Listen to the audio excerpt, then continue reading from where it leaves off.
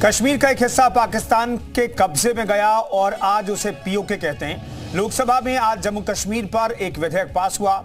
इस विधेयक के लागू होने के बाद पीओके के विस्थापितों को अपनी आवाज उठाने का अधिकार मिलेगा। इस विधेयक पर बहस के दौरान केंद्रीय गृह मंत्री अमित शाह ने कश्मीर पर पंडित नेहरू की वो ऐतिहासिक गलतियां गिनाई जो न की गई होती तो आज जो है पीओके भारत का हिस्सा होता। अमित शाह ने पीओके वापसी का प्लान भी लोकसभा में बताया। बिल उनको प्रतिनिधित्व देने का जो सदस्य के पक्ष में आ गए निर्णय हाँ वालों के पक्ष में प्रस्ताव स्वीकार हुआ, विधेयक पारित हुआ। नरेंद्र मोदी जी ने सुनी। गृह मंत्री अमित शाह ने देश की नई संसद से पीओके के लोगों को अधिकार दिलाने वाला एक ऐतिहासिक कदम उठाया है। उनको अधिकार देने का है। लोकसभा से एक संशोधन विधेयक पास हो गया जो न सिर्फ पीओके के विस्थापितों को अधिकार देगा बल्कि पीओके वापस लाने की दिशा में बड़ा कदम साबित हो सकता है। ये विधेयक है जम्मू कश्मीर पुनर्गठन संशोधन विधेयक 2023। हर कश्मीरी जो पिछड़ा है, ये विधेयक न सिर्फ विस्थापित कश्मीरी पंडितों को जम्मू कश्मीर विधानसभा में अधिकार दिलाएगा बल्कि बरसों पहले पाकिस्तान के कब्जे वाले कश्मीर यानी पीओके छोड़कर आए विस्थापितों को भी उनकी आवाज उठाने का मौका देगा।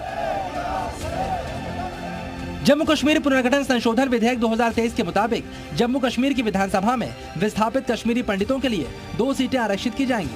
उपराज्यपाल विस्थापित कश्मीरी पंडितों के 2 सदस्यों को नॉमिनेट कर सकते हैं। इनमें एक सदस्य महिला होनी चाहिए। इस संशोधन विधेयक की सबसे खास बात है जो पाकिस्तान को चुभने वाली है। विधेयक में प्रावधान है कि पाकिस्तान के कब्जे वाले कश्मीर यानी पीओके के विस्थापित लोगों का प्रतिनिधित्व करने वाले एक सदस्य के लिए भी विधानसभा में एक सीट आरक्षित रहेगी।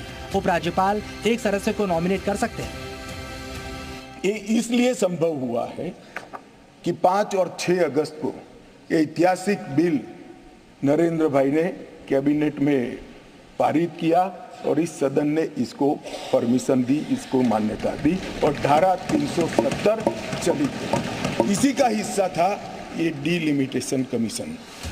मैं प्रस्ताव इस बिल को लोकसभा में मंगलवार को ही पेश किया गया था। बिल पर कुल 6 घंटे तक लोकसभा में बहस हुई और संशोधन करने वाले विधेयक पर विचार किया जाए। नाम के साथ सम्मान जुड़ा है। बहस का जवाब देने के लिए गृह मंत्री ने संसद में माइक संभाला तो एक-एक कर कश्मीर और पीओके पर पूर्व प्रधानमंत्री जवाहरलाल नेहरू और कांग्रेस की गलतियां गिनानी शुरू कर दी। 2 बड़ी गलतियां जो पंडित जवाहरलाल नेहरू के प्रधानमंत्री काल में हुई, उनके लिए गए निर्णयों से हुई।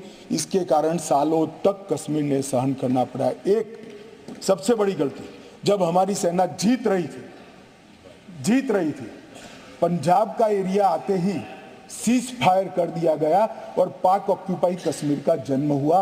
अगर सीज फायर 3 दिन लेट होता तो पाक ऑक्यूपाई कश्मीर आज भारत का हिस्सा। और दूसरा, यूएन के अंदर हमारे मसले को ले जाने की बहुत बड़ी गलती। पीओके भारत का अभिन्न अंग रहा है लेकिन साल 1947-48 में पाकिस्तान ने कश्मीर के एक हिस्से पर कब्जा कर लिया। अमित शाह ने लोकसभा में कहा कि नेहरू की गलती के कारण ही पीओके बना। अगर पीओके नहीं बनता तो आज जम्मू कश्मीर पर ऐसा कोई बिल लाने की जरूरत भी नहीं पड़ती। मैंने जो कुछ पढ़ा वो जवाहरलाल नेहरू जी ने लिखा है और नेहरू जी ने उसको थोड़ा कम कर किया है कि ये मेरी मिस्टेक थी।